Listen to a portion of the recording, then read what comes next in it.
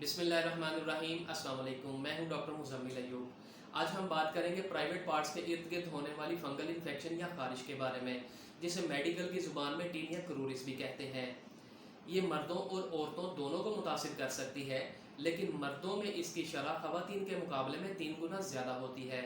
ख़ास तौर पर बड़े बच्चों यानी जिन बच्चों की उम्र 10 साल से ज़्यादा है उनमें पाई जाती है, और जवान मर्दों में सबसे ज़्यादा देखी गई है। अब जानते हैं कि ये फंगल इन्फेक्शन किस जगह पर ज़्यादा होती है।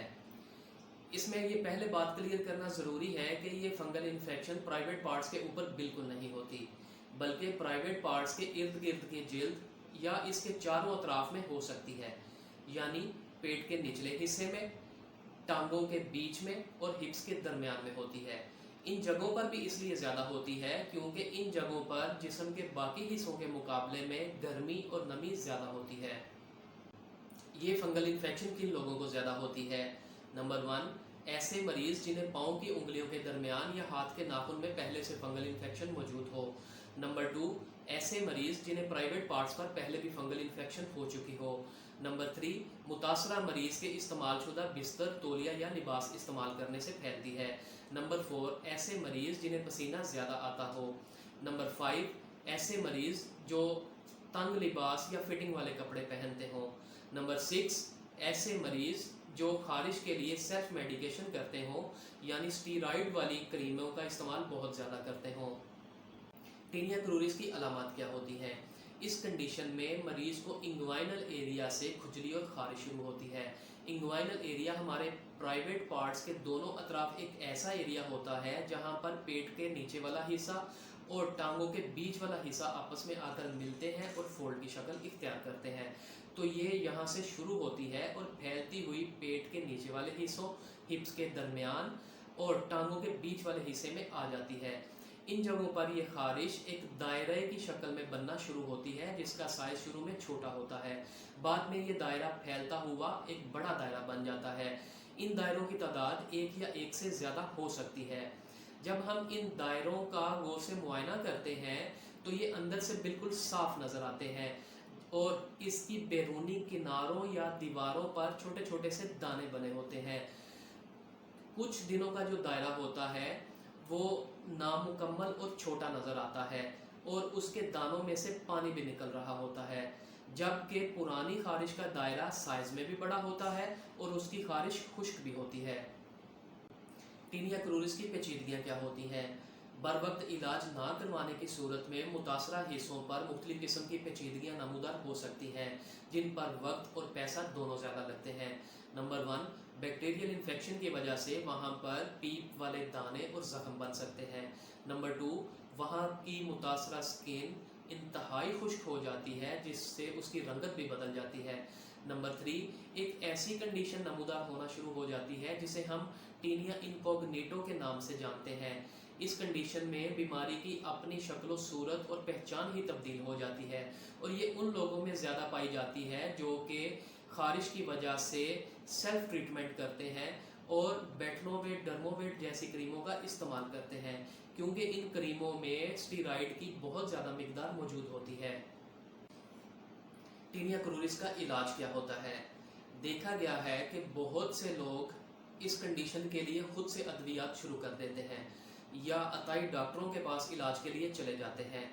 उससे क्या होता है कि वो मुख्तलिफ़ किस्म के टीके इस्तेमाल करते हैं या स्ट्रॉन्ग स्टीरॉइड की क्रीमें लगाने को दे देते हैं, जिससे बीमारी वक्ती तौर पर दब जाती है लेकिन जिस्म से मुकम्मल ख़त्म नहीं होती।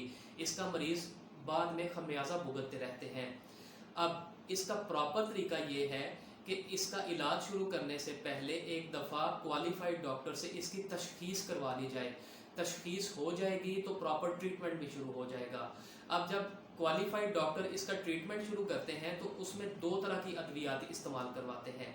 नंबर 1, उसमें खाने के लिए कुछ अद्वियात तजवीज़ करते हैं। एंटी फंगल अद्वियात होती हैं वो, जो कि CBC और LFT टेस्ट वगैरह देखकर जो है वो शुरू करवाई जाती हैं। और इसके अलावा खारिश के ज़ख्मों पर लगाने के लिए मरहम या क्रीमें भी इस्तेमाल करवाई जाती हैं। अब ये खाने वाली दवाइयाँ हों या क्रीमें हों, इनमें भी आगे मुख्तलिफ इकसाम होती हैं। मरीज़ की उम्र, उसके जीन्स, उसकी खारिश की नौइयत medical history, medical check up کے دوران ان ساری چیزوں کا فیصلہ کیا جاتا ہے، کس مریض کو کون سی دوائی دینی ہے اور کتنے عرصے کے لیے دینی ہے تاکہ مریض کا کامیاب علاج ممکن ہو جائے۔ عام طور پر 4 سے 8 ہفتے کا ٹریٹمنٹ کورس مکمل کرنا ہوتا ہے اور اس سے مریض زیادہ تر صحت یاب ہو جاتے ہیں۔ اب آتے ہیں اس سوال کی طرف کہ یہ انفیکشن بار بار کیوں ہوتا ہے۔ دیکھیں، ہوتا کچھ یوں ہے کہ علاج شروع کرنے کے بعد 8 سے 10 دن کے اندر اندر مریض کی کھجلی اور خارش کے زخم بہتر ہونا شروع ہو جاتے ہیں۔ اس سٹیج پر آ کر بہت سے مریض خود سے ہی دوائیاں بند کر دیتے ہیں، یعنی وہ آدھا اور ادھورا علاج کرتے ہیں، جبکہ اس کے کامیاب اور مکمل علاج کے لیے 4 سے 8 ہفتے کا ٹریٹمنٹ کورس مکمل کرنا بہت ضروری ہوتا ہے۔ اور 4 سے 8 ہفتے گزرنے کے بعد بھی دوائیاں بند کرنے سے پہلے ڈاکٹر ایک دفعہ بیماری کی ایکٹیویٹی دیکھتا ہے، جس میں خارش کے بیرونی کناروں کو چیک کرتا ہے کہ بیماری ابھی ہے یا ختم ہو چکی ہے۔ اسے چیک کرنے کے بعد یہ ادویات بند کرنے کا فیصلہ کیا جاتا ہے تاکہ بیماری بار بار نہ ہو سکے۔ اس کے علاوہ بہت سے مریض احتیاطی تدابیر بھی اختیار نہیں کرتے۔ آئیے اب جانتے ہیں ان چند احتیاطی تدابیر کے بارے میں جنہیں اپناتے ہوئے ہم نہ صرف اس بیماری کو بار بار پیدا ہونے سے روک سکتے ہیں بلکہ گھر کے دوسرے افراد کو بھی ہم اس بیماری سے بچا سکتے ہیں۔ اپنا بستر، تولیہ، لباس اور کمبل بالکل الگ رکھیں اور گھر کے کسی اور فرد کو اس کے استعمال کی اجازت ہرگز نہ دیں۔ نہانے کے بعد اپنے جسم کو تولیے سے اس طریقے سے خشک کریں کہ جسم کے غیر متاثرہ حصوں کو تولیے سے پہلے خشک کر لیں اور متاثرہ حصوں کو بعد میں خشک کریں تاکہ بیماری جسم کے ایک حصے سے دوسرے حصوں تک منتقل نہ ہو سکے۔ کھلے اور ہوادار کپڑوں کا استعمال کریں اور مکمل ٹھیک ہو جانے تک انڈر ویئر پہننا بند کر دیں۔ ٹھنڈی اور ہوادار جگہ پر وقت گزارنے کی کوشش کریں۔ پسینہ زیادہ آتا ہے تو اسے خشک کر لیا کریں۔ اگر گرمی زیادہ ہو تو دن میں 2 سے 3 بار ضرور نہلائیں۔